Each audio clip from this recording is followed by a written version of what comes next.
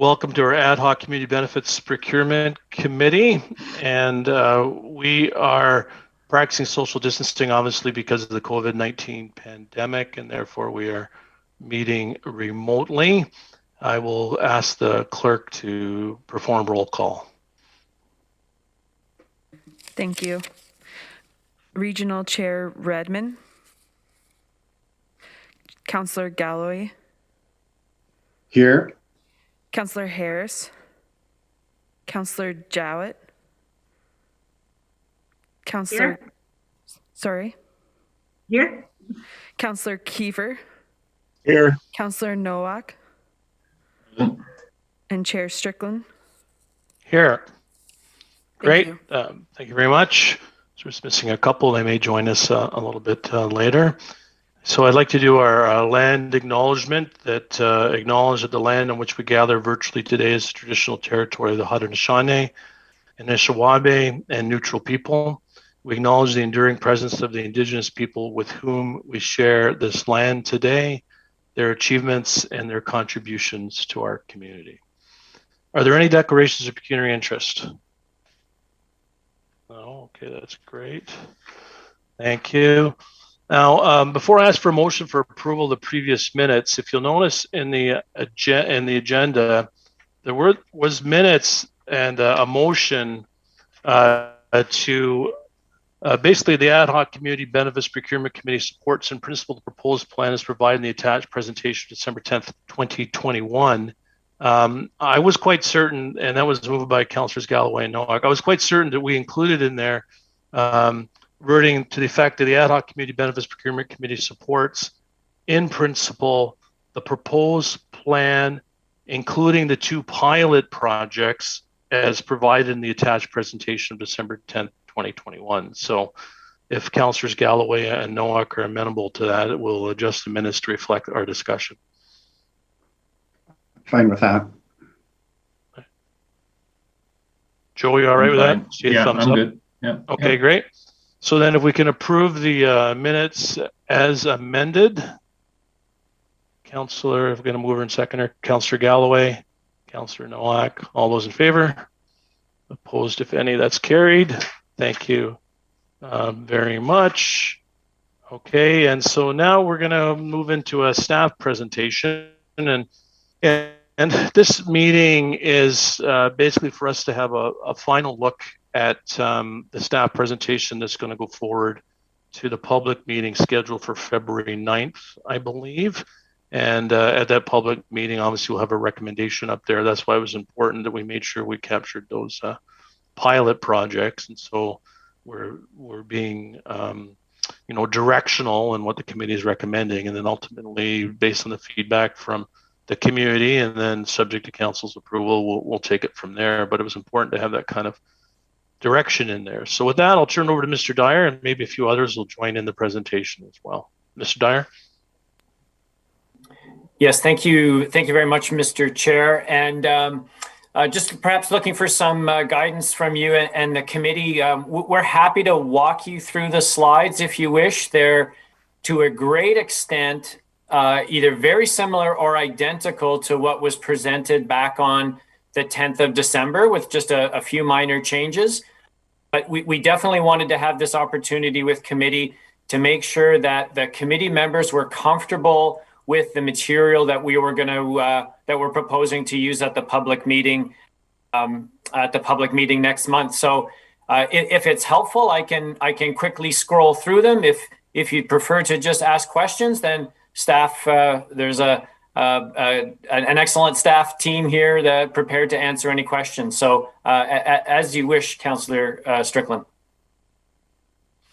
I suggest that it's been a while since we met, and this is going public. We maybe have a quick run through, and maybe we can make it more conversational. If as we go through the slides, if there's a question that a community member has on any specific slide, just raise your hand electronically, and we can have that conversation on that slide. How's that sound?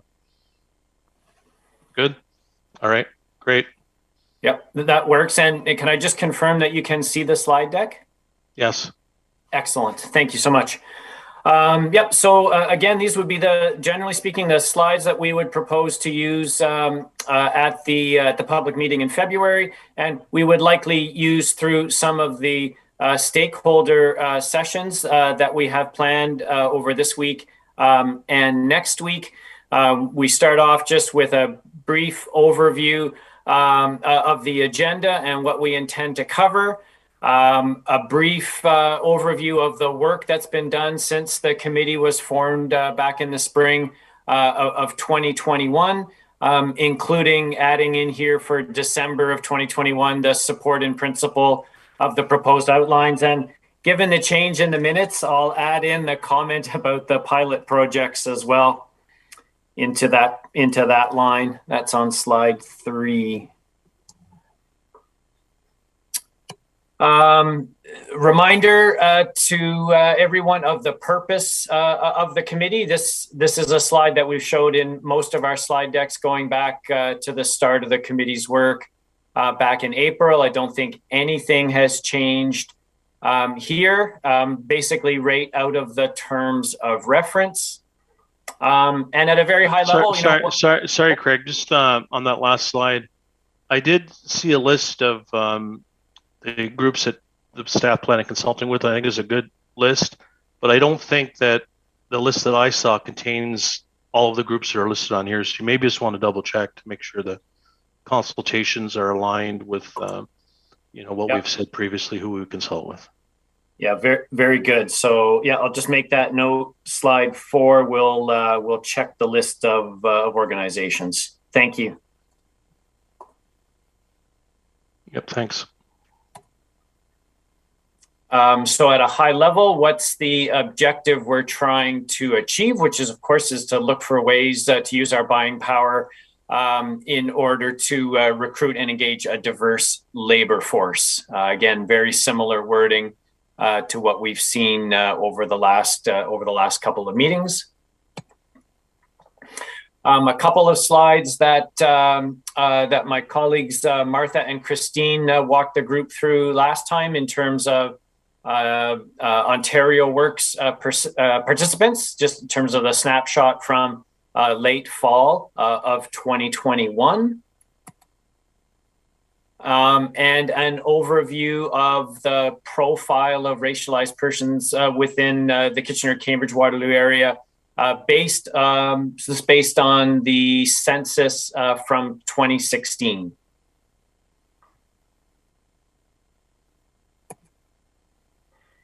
We then summarized the key learnings from the work that regional staff had conducted over the time from 2020 and in 2021.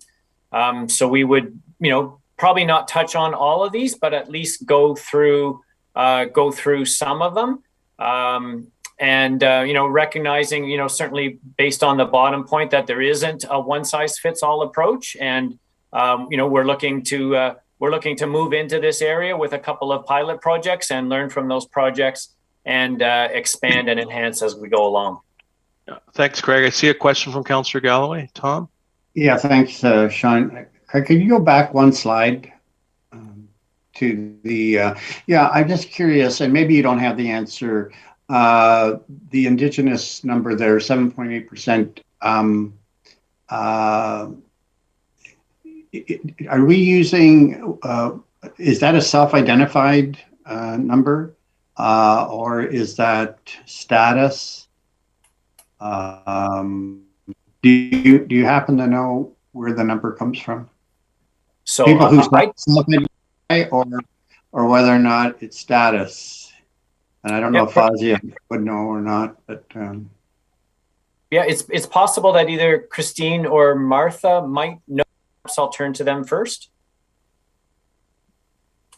Unfortunately, I'm not sure. It would be whatever measure Stats Canada used during the census. So I don't know.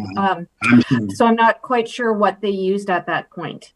I didn't see the Stats Canada reference. Sorry. Yeah. I thought that was our number. Sorry. Be self-identified, Tom, based on Stats Canada, right? It's probably self-identified. Okay, thank you. Absolutely. Yeah. Councillor Nowak? Yeah, just on a little different topic. I think I'd slide or two before that, Craig, when you talked about the 553 individuals that were interested in the construction work. And I think we talked briefly at the last meeting that we were going to try and identify some of the barriers or some of the reasons why they're actually not working. Has there been any thought put into that to try and identify what those barriers are, and then how to mitigate those barriers or how to work around them? So is that Christine or Martha for that one? We have identified a number of the, we went through the data and kind of identified some of the potential quality of life factors that may impact. We didn't include it in the slides, and as we weren't sure if that wanted to be included in this presentation to the public. But I do have that data that can be shared to the ad hoc committee if you'd like. I think it would be important to know, and if we can find a way of addressing them, I think that would lead us to maybe a more successful completion of the program, or at least help. Yeah, I think Councillor Nowak, that's good. So, Christine, if you could send that information to committee members, that would be great. I would hazard a guess that the biggest barrier for most people to get in the trades is math, especially when you move up the kind of hierarchy of the different trades. So math is a big barrier for a lot of folks to get into construction trades. Yeah. Councillor Kiefer? Oh, go ahead, Christine. Go ahead. Sorry, I didn't mean to interrupt. The data that we have would be information that we collected from our Ontario Works participants just through our normal processes. So we wouldn't have that level of detail as we would have highest grade level completed. But we wouldn't have it broken down into things like math ability or stuff like that. Okay. All right. Thanks. All right. Councillor Kiefer? Yeah, thanks. Thanks, Sean. My question goes back to the slide that Tom had put up there, have put up with regards to the statistics from that one, Statistics Canada. So what's concerning to me is that it's a 2016 census. Is there not more up-to-date information on that, is my question? I think the answer to that is no. And I'm actually not sure what the Stats Can's planned timing of release of the 2021 census is intended to be, but we could look into that and get a sense of when information might be available. But certainly from a census perspective, this is the most recent. Yeah, I appreciate that. But like the thing is it could be a whole different story with the 2021 consensus. But anyways, yeah, that'd be good. I'm good with that. Okay. Thanks, Carl. Councillor Jowett. Thanks, Chair Strickland. So when I hear, sort of math being a challenge, in my previous experience, I really, not everybody was able to mitigate this challenge, but a good example would be McDonald Steel. Ken McDonald ran a huge organization where he taught English as a second language every day at lunch. So with our new Canadians, I certainly believe that English as a second language and health and safety compliance have to be understood as a significant barrier to business. They're balancing other people's safety and being able to communicate is critical. So I would like to see some information on that if it's possible. Yeah, I think SAP will take that under advisement. As I heard from your team, we're not sure it goes that deep, but I would suggest, like, the data they have now doesn't go that deep. But I would suggest if we go down this path and we want to find opportunity for OW recipients to enter into the construction trades, we'll have to dig a little bit deeper on what those barriers would be. And so I think that would probably be the next step, Councillor Jowett. Martha? Yeah, I'll just, I was very much hoping that when we looked at the data, there would be a common theme. There would be something, like one thing that we'd be like, cool, this is something we could absolutely address. What we did notice when we looked at the data is there's multiple barriers and they are significant ones. So we'll share the data with you. I'll be interested in what your thoughts are on it, but just also sharing with you that our initial review of the data didn't indicate one barrier that we could easily address, but we will take all the barriers into consideration in moving forward. It's a bit complex.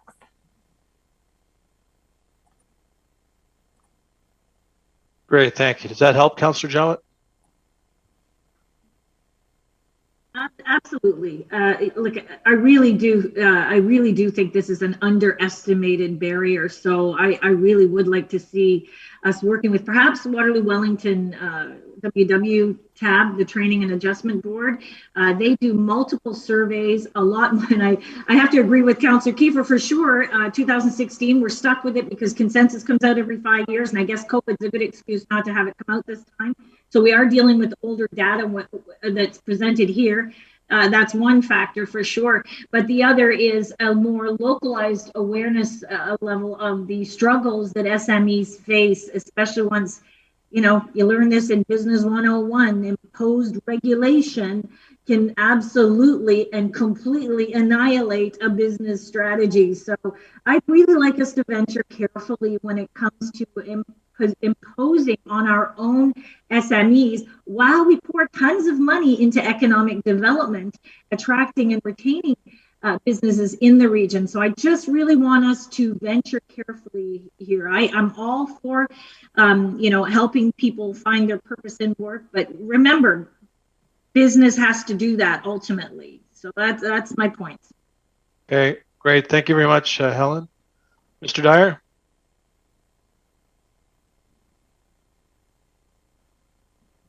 Yep, thank you, Mr. Chair. We continue on with the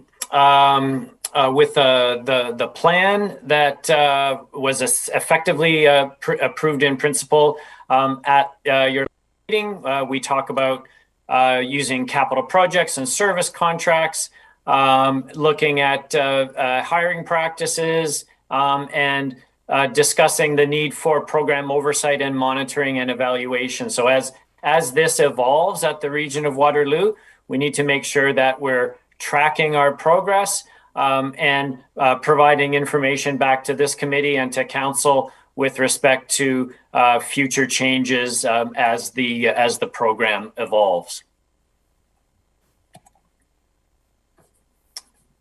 Just lost there we go. And then this slide had been put together, I think, by Martha and Christine last time, just describing the various stages, if you will. I'm not sure if that's the right word, but that's the one that comes to mind of this program, with varying goals and different target groups at each of the stages.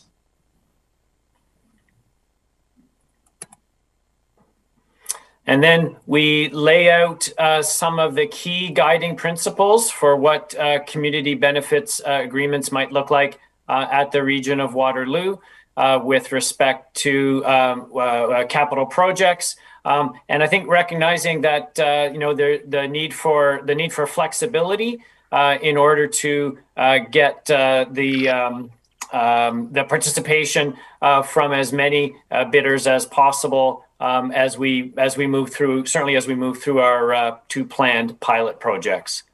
So I think there's 2 or 3 slides here that basically go through the details of what the program would look like, at least as we envision it through the 2 pilot projects. And then we talk. Craig, sorry, I should probably raise my hand to let you know, but I just want to be clear that we're looking at identifying various streams to come in, right? It's not going to be 100% one stream or another. So when you say one stream, can you clarify? one stream of potential workers. So it's specifically going to be focused 100% on Ontario Works recipients, for example. I mean, that's going to be one stream. There could be women in construction, another stream. There's the Aboriginal Apprenticeship Board of Ontario could be a stream. Helmets to hard at. So there's a variety of different streams that could provide potential workers to participate in these agreements. Mm-hmm. Yeah, I think that's how I would interpret it. But look to my colleagues on the call to see if anyone wants to provide some additional context for Councillor Strickland. Martha? Yeah, I think you're right on track, Councillor Strickland. What we had proposed through Christine and I's work is that there be sort of many roads in, and that's what the ladder also refers to. So we have to look at the various streams and then the various levels within that. So we're not targeting specifically just the apprenticeship level, but also the exposure to the workplace, general labor, and all the steps that would be included. So we're not limited, but we are also going out for our consultations with contractors and with various stakeholders to say these are what we are suggesting. There's a wide range of ways that we can engage in community benefits and in at the region of Waterloo. What are some of the ways that we can start to do so? So I think what you're hitting on is an excellent point and is absolutely what we are striving for as well, to not be limited to one area. Although it may start with one area because we need to start small. Yeah, sure, because it's a pilot, right? So you want to be able to contain the some of the variables for sure. Okay, great, thanks. Okay, thank you, Martha. And so the direction from the committee in December is shown here. I think we've picked up the wording of the revised recommendation from the amended minutes from today. Of course, the pilot projects that we're looking at are the Waterloo Region Housing Master Plan projects on Kings Court Drive and Wilson Road, which are both planned to be tendered in 2022. And then, of course, our next step, which is the one we'll be talking about at these meetings, is input. And so this comes in a few different ways. As I think it was either Martha or Christine mentioned, we have stakeholder input sessions that community services staff are holding late this month, early next month, with a number of different organizations that have invited. Lisa Evans, through our procurement group, has been reaching out to the construction industry. I think a couple of these sessions are lined up. I think there's a couple more organizations that we still need to contact, but just to give you an idea of the organizations that we want to reach out to and hear from. Of course, the public meeting has been booked for the February 9th at 6 p.m. And we would propose to do a brief overview of the proposed approach, essentially a very similar version to these slides here. And then, of course, the main purpose of the evening will be to hear from delegations, to get additional input and feedback on what it is we're proposing. And then looking to put some information also up on the Engage WR platform. Don't have specific dates. The material would largely align with the slide decks that we've shown today. And we'll use that as an additional opportunity to get some feedback on this initiative. And then, just a final comment on engagement and consultation came out of a conversation that Martha and Christine and I had the other week. We see this as an ongoing exercise. As we work through the pilot projects, as we learn more, as we perhaps tweak things a little bit, I think there'll be an ongoing opportunity to ensure that we're engaging with our stakeholders and that we're putting in place a program that's going to help us achieve our objectives and also be agreeable to the bidders who will ultimately be bidding on regional contracts. So just a sense that the input is not just a one-time input. It's something that we expect will carry on as we go through the implementation process. And Mr. Chair, those are the slides that we're proposing to use for the public meeting and in our stakeholder consultations. And if there's any other questions or comments or feedback, we'd love to hear it from the group today. Great. Thanks very much, Craig and team. Are there any questions on the slides? Oh, okay. The slides are down now anyway, so that's great. I can pull them back up if needed. You might have to. Let's see what Tom has to say. Councillor Galloway? Yeah, thanks. We don't need the slide. I just wanted to encourage getting something on to engage. What I'm finding is that people in the community, that's how they find out what's going on at the region. Just generally, they go to the Engage platform, and I think it'll be interesting to get some responses from people who surf the Engage platform at the city and at the region to see what's kind of going on. Okay, great. Thank you. Good suggestion. Anything else from committee? Great. Oh, go ahead, Joe. I'm just curious, and just after Tom's comment, are there any of the groups that we've are going to engage with? Has anybody been given any sort of a heads up on what we are trying to do, or is this sort of this information just with us right now? Greg? Yeah, it's a good question. I'm not sure that we've circulated any of this information out to anyone at this point. Okay. But perhaps I'll just look to either Christine or Lisa as to whether any of this information has gone out to the groups that we're planning on speaking with. So in regards to the construction associations, we did not circulate anything formally. However, we have been engaged in conversations with them through the course of the last year or so in regards to this particular topic. So they're pretty well informed as far as, you know, the road we're planning to go down. Yeah. That's good, because it won't be something that's just sort of thrown at them, and they'll have an opportunity, I would imagine, to put some significant thought into this as well, and hopefully their comments then would align with what we're trying to achieve. So anyway, thanks for that. Thanks, Joe. Tom? Yeah, Mr. Chair, if this is coming up later, just tell me.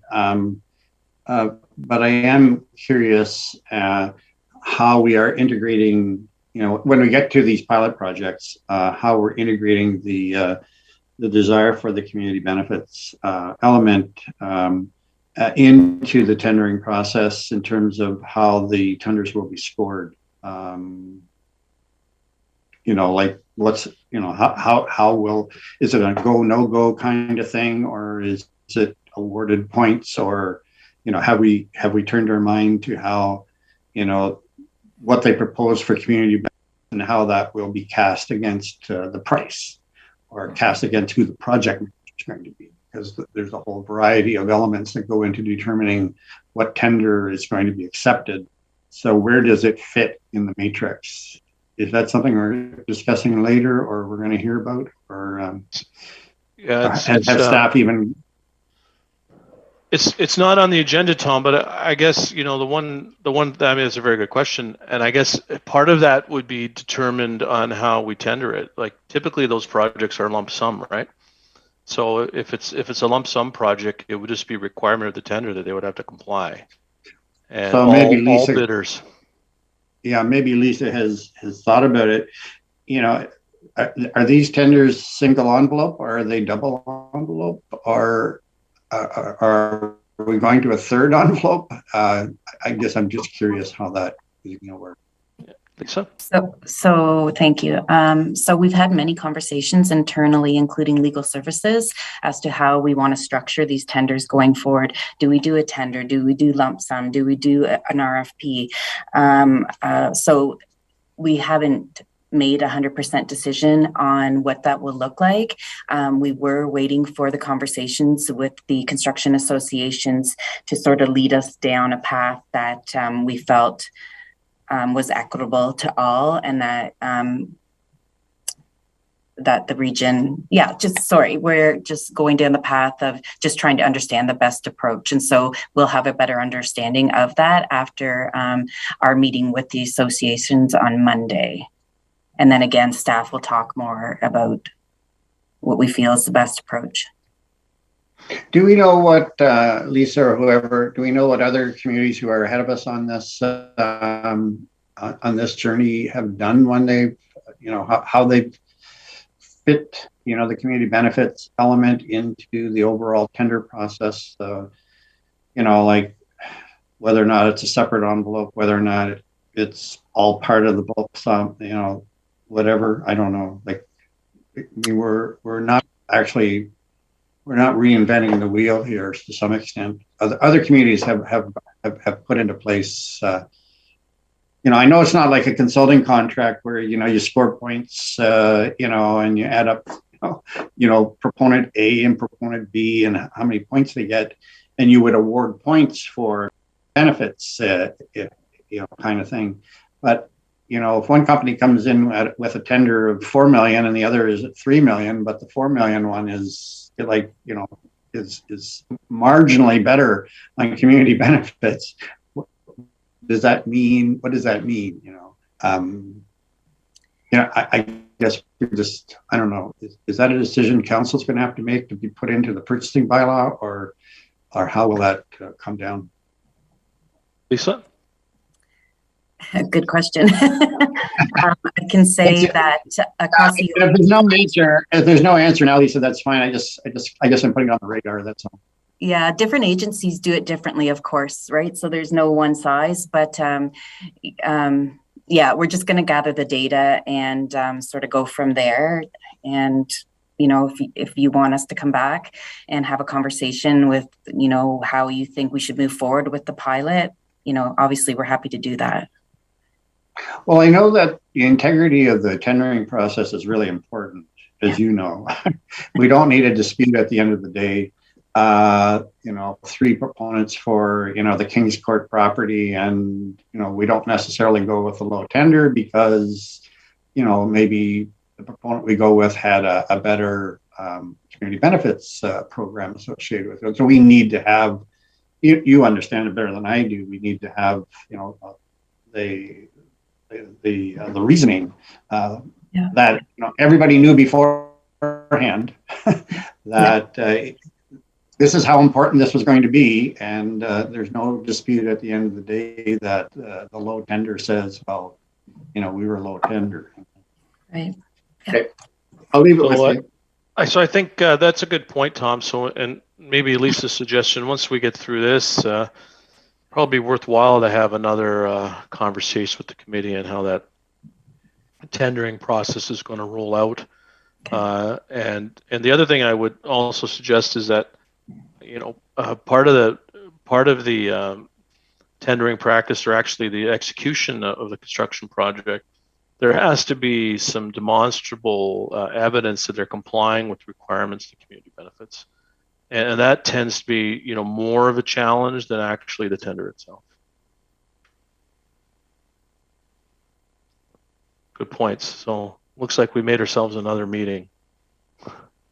That's okay though. This is important work. I'm retired. Yeah, I know. I could tell a lot of folks retired based on the length of that meeting last night. So I think that's it. If there's anything else from staff, Mr. Dyer, or anyone on committee? Nothing else from me, Mr. Chair. I'll just scan the screen here to see if there's anything else from any of the other staff members on the call.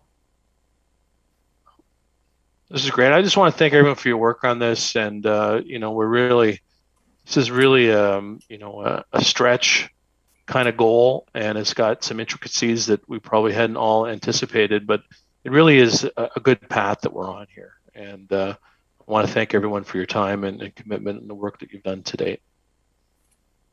So with that, a motion to adjourn. Councillor Nowak, Councillor Kiefer, all those in favor? That's carried. Enjoy the rest of your day. Thanks, everyone.